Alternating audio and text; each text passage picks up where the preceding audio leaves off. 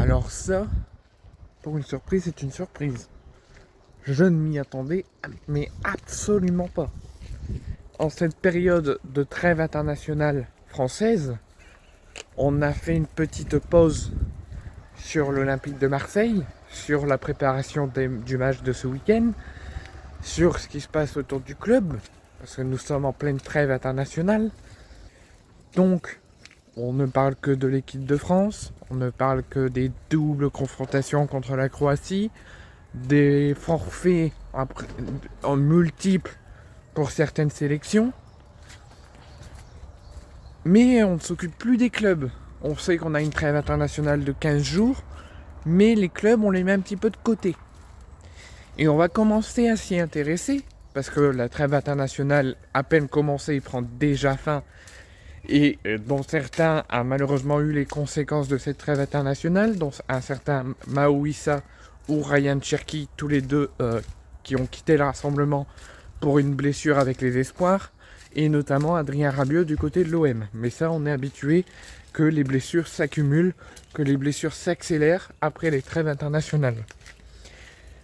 Pourquoi je vous dis qu'on va commencer à s'intéresser au club ? Parce que déjà, il y a le gros derby de ce week-end entre le Racing Club de Lens et Lille sur le terrain du stade Pierre-Mauroy, qui promet, je l'espère déjà, une belle fête de football, sans incident, sans dégradation, sans affrontement avec les forces de l'ordre, sans incident qui pourrait être lourd de conséquences. Mais ça, on s'y intéressera un petit peu plus tard, parce que l'information importante, c'est l'information de l'Olympique de Marseille, qui pourrait perdre après Chancel Mbemba, traité comme un animal, traité comme de la merde, traité comme il ne devrait pas être traité, et qu'il est toujours sous le projet de l'OM, qu'il est toujours joueur olympien, mais qui ne joue plus de match avec l'OM, puisqu'il est en fin de contrat au terme de la saison.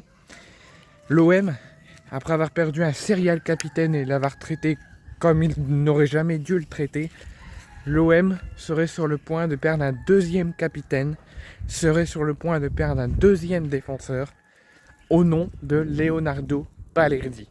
C'est la grosse surprise de ce dimanche. Je ne m'y attendais absolument pas. On n'a pas beaucoup d'infos sur l'Olympique de Marseille ces dernières heures, ces derniers jours.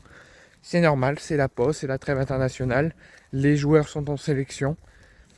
Mais là, comme on approche de la fin de la trêve, plus d'informations commencent à sortir. Et l'information, c'est que Leonardo Balerdi va poursuivre avec l'Olympique de Marseille jusqu'au terme de la saison. Mais il se pourrait qu'en interne, on serait déjà en phase de préparation pour le faire partir.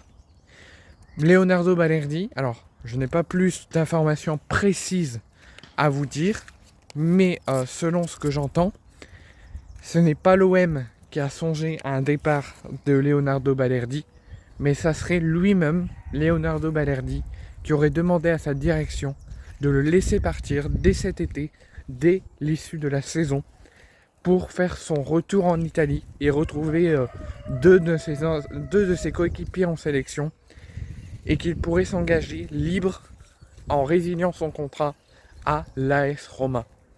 Leonardo Balerdi pourrait quitter l'OM pour s'engager du côté de l'AS Rome dès cet été.